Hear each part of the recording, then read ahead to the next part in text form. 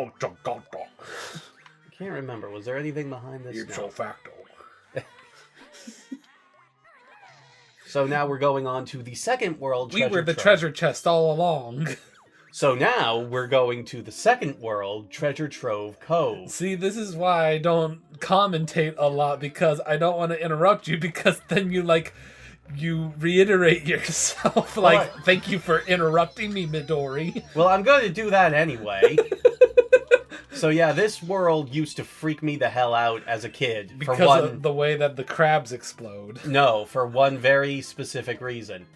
If we go into the water, the Jaws theme starts playing, or an iteration of it starts playing, and we get chased around by a giant-ass shark, who is invincible. You can stun him briefly, but he will pursue you endlessly so long as you're in the ocean. As sharks do. Yeah. Well, real sharks are honestly not that violent. Oh, please. We're not gonna get into a social commentary about how dangerous sharks are right now. I think most people understand that sharks are not actually as dangerous as they've been made out to be. Exactly. Yeah, so it's not social commentary, it's just stating a friggin' fact. And that's a fact, Jack. You know, I remember that crustacean, as a kid, I remember him being a lot harder than he really is. You know what's funny? I had the strategy guide for this game a little after I had bought it, and when you get to Treasure Trove Cove, the first thing that they tell you to do in the strategy guide is to take out Nipper as soon as possible. That's the name of the crab that we just killed. To take him out as soon as possible, because there's a chance that he might actually kill you if you're new to the game. Which I always found really hilarious, because even as a kid, Nipper was never really... He's not that challenging of a boss. He barely qualifies. Yeah, honestly, with how fast you took him out. Yeah. Well, it's the good old N64... the good old N64 idea of you kill a boss with just 3 hits, and their pattern doesn't really change. I mean, that hasn't really super changed over the years. There's a reason why there's a trope called Rule of Threes. This is very true, yes. And there's also a trope called 23 is number 1, which Nintendo absolutely loves using. And there's also a phrase called 23 skidoo. Yes. That has nothing to do with what I just said, but thank you for pointing that out. I have not heard that since the 50s. I wasn't alive during the 50s. So that should tell you how old that is. Oh, sweetie, you missed out on malt shops. Are you saying that you've actually been to a malt shop? I've been to a diner. Okay. And it wasn't the Waffle House. It was an actual diner with a jukebox and everything. That does actually sound cool. Well, it was kind of a digital jukebox, but it didn't work. Oh. It was one of those things, huh? Yeah. But it was this place that me and my buddy Josh found, and it was nice. You're not even in the water! Yeah, it takes him a little while to fade away. And then he just materializes. That's a horrifying shark! Yes, he is the scariest shark in video games. Jaws has got nothing on him. Yeah, Jaws doesn't fucking teleport. Okay. This is also where the game starts to get a little bit... Oh no, it's a cloister. Yeah, and the scary thing about that is if you take damage from those guys, they will actually knock eggs and feathers out of you and then try to eat them. Oh my god, that's... Yeah, it's the only enemy in the entire game that can do that. What the fruitcake? And here we have red feathers, which we are going to learn how to use later on in this level, actually. Yay, feathers! Feathers are actually very soft and I like them. Yes, they're much better to sleep on than eggs. I used to love my pet bird because it was so soft. Like, that's what taught me just how soft feathers really were. Not pillows. It was a pet bird. And it was snuggly. It liked to snuggle against my bosom. It did. Bird Brain, he loved getting inside of our shirts. Like, he would get on our shoulder and he would chirp loudly in our ears, staring at us sideways because that's what birds do. They look at stuff from the side. And so, like, I'd peel open the front of my shirt a little bit, and he would just dive right in there and just nuzzle against my chest. Mm. He loved doing this, particularly with, people that actually had boobs. But yeah, he would just nuzzle in there, and every now and then I'd just peel open my shirt and peek in there, and he'd, like, look sideways up at me like, what? I'm comfy. Remember this area because we're going to be revisiting it a few times. Oh God, Yes. you're pooping in the bucket. Yes, she literally farts out eggs. Well, she is a bird. Yes. So don't you know? Birds just, whenever they lay an egg, it just kind of lobs out of there, just like, oh, here comes the egg. I used to raise chickens. I'm very well aware of this fact. There was a point where we weren't sure if BB was a boy or a girl. Uh-huh. Like, even my parents who raised BB, like, they raised BB from, like, when they were born. They had a little thing that they would put BB in that, like a little sack that they had hanging from themselves. Uh-huh. And, like, it would, he would stick his little face out there like beep, beep, beep, beep, like to be fed and whatnot. And we weren't sure if they were a boy for the longest time until we went to a vet, and the vet explained to us if BB was a boy, they would be laying eggs that had nothing in them. They'd be hollow eggs, but they would lay eggs all the same. Mm-hmm. So, because Bird Brain didn't lay eggs, that told us that Bird Brain was a boy. That's how we knew. By the way, did we end the episode at whatever point you had in mind for the anthill area? Oh, no, we didn't. Okay, bye everybody. We'll see you in part 3. This is going to be an extra long episode. I mean, we could always do what Chaltoid does and just end it randomly at some point. Yeah, that might actually be the best thing to do. Sorry about that, folks. I get engrossed in this game. No warning whatsoever. It's just gonna suddenly end on me going.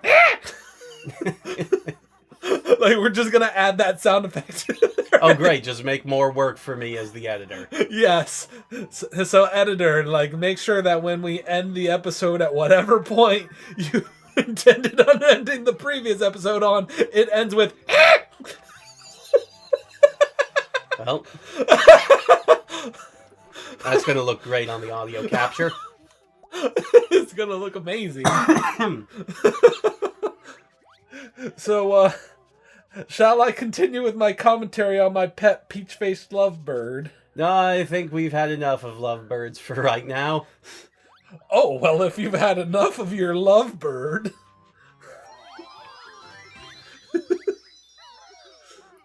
So we just learned how to fly. Oh. But we're not actually going to do anything with it for a little bit. I promise that when we play other games, we are actually going to listen to what people say. But it's just that Gumi has played this game so many times that he knows it like inside and out. Yes. Inside and outside. Blew his house with Midori, some blue no. little water and God some damn it. music notes in that blue water too. And a skull. What the fuck is that doing here? Well, now I'm blue, abba-dee-ba-dee-bye. If I was green, I would die. Oh wait, I am green. Well, guess this is a solo Let's Play now. Thank God. Hello, I am the ghost of your girlfriend. Oh no, she's haunting me. I have been revived by the beauty of the song Blue in the afterlife. I hate that song. It'd be a trip and a half if, like, you had to be an Eiffel 65 fan to get into heaven. It's like, prove your knowledge of Eiffel 65. Sing something that is not blue dabba dee dabba die. Move your body, everybody. Move your body. Midori, come on. Nobody knows what you're talking about now. Too much of heaven can bring your fun down. Oh wait, they have a song about heaven. It's true. I should clarify that I do love her very much. She is a joy to my life and a treasure to my soul. But sometimes I just lose control. Don't you dare start again.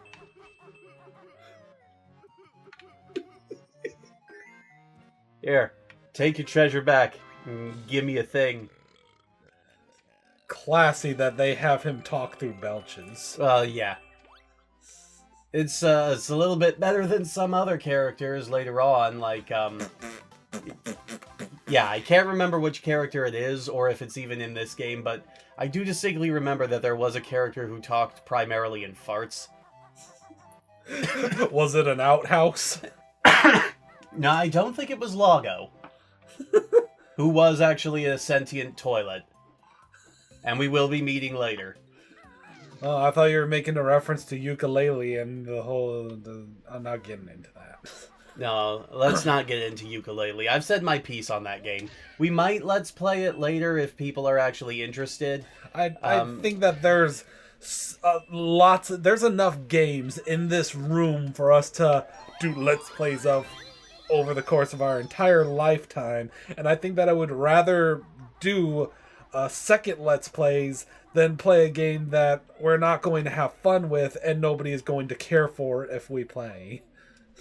I thought it was an okay game. You have said lots of things about that game. Yeah, primarily that I thought it was okay. It is incredibly flawed, but I thought that it had a good foundation. We are not here to play okay games. We are here to play outstanding games and piece of crud games. So no in-between, huh? Absolutely no in-between, just like the internet. God damn it, she's right. But wait, oh, that's how we get to it. Yes. I thought you could just jump to that normally, do a backflip. Nope, I think it's just slightly, it's slightly too tall for that. I thought that green panel was just gonna suddenly make you take off and fly away.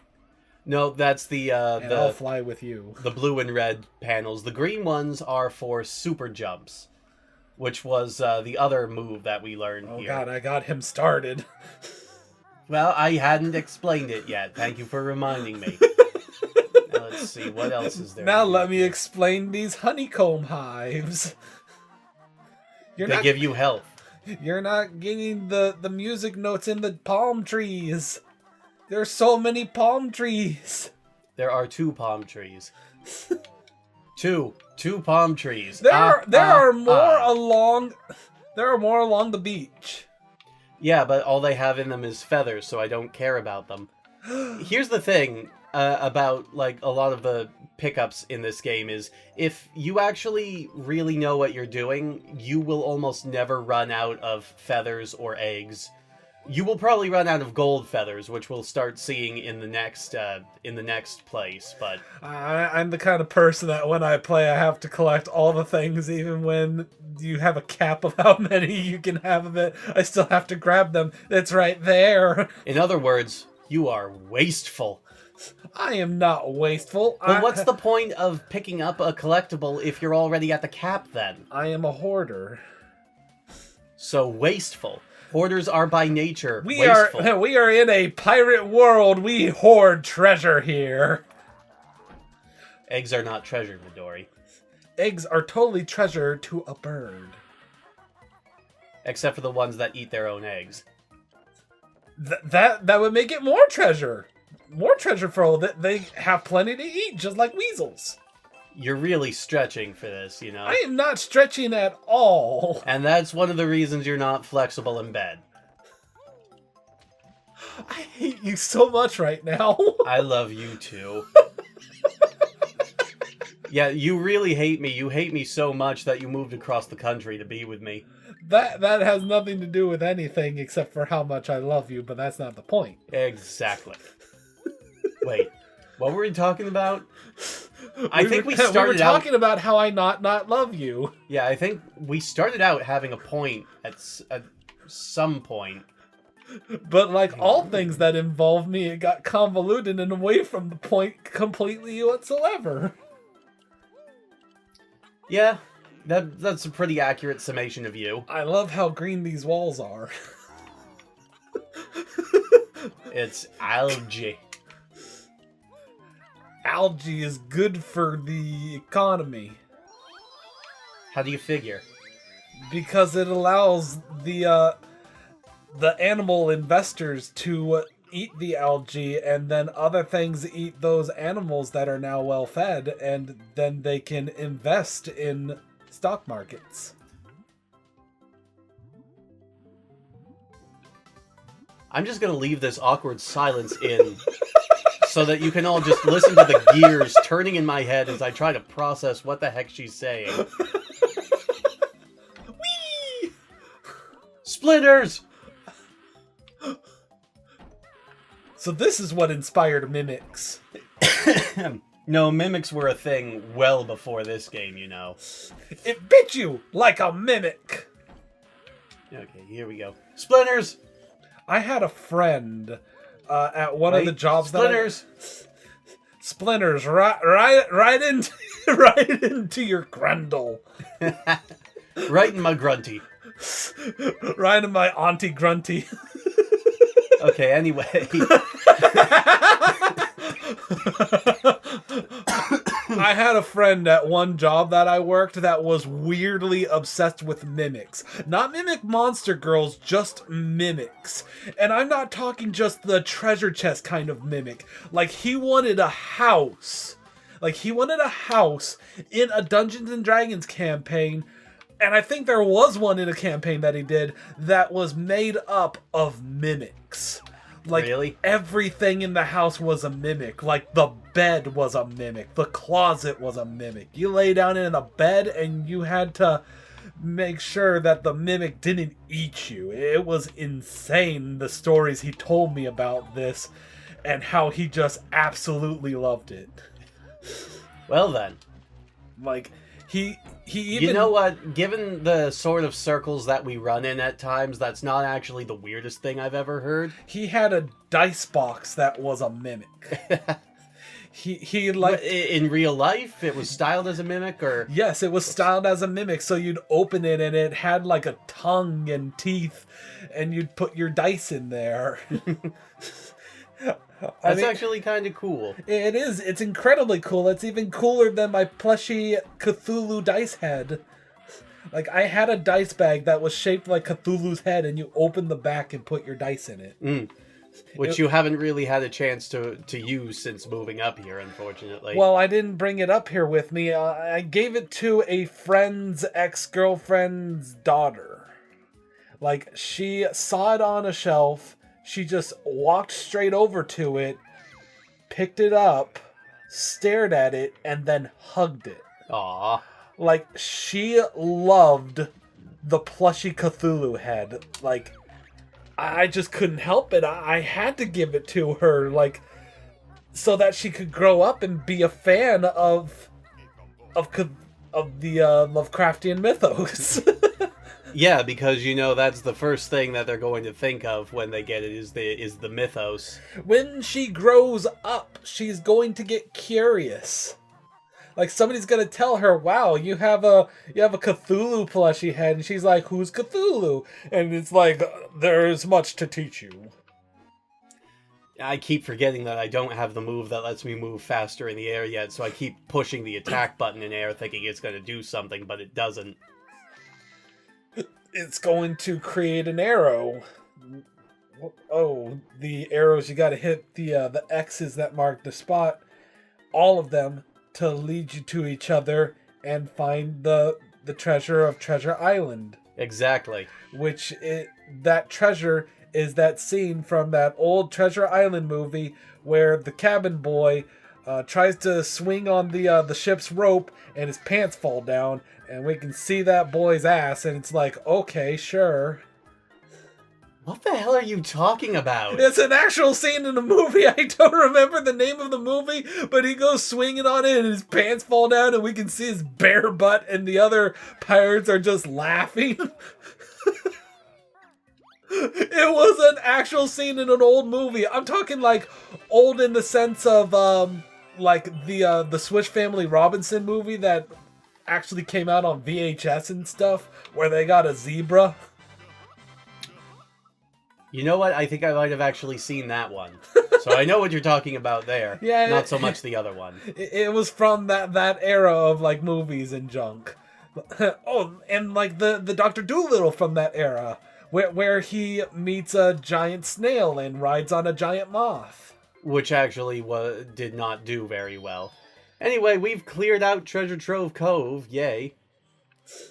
Before we stop this episode, we're going to get the witch switch Jiggy that I activated earlier. We're gonna get jiggy with it.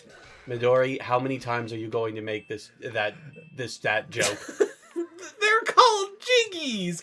We Yes. have to get jiggy with it. You can only make that joke once and have it be effective. Okay, that's it. I can make it effective. I'm stop. It's done. We're going to stop now. We're gonna stop, and the music of the stop is gonna be getting jiggy with it. That's the music that we're gonna play in the credits. It's starting up right now. No. Yes. No. Yes. If we do that, then we're going to lose advertising for sure.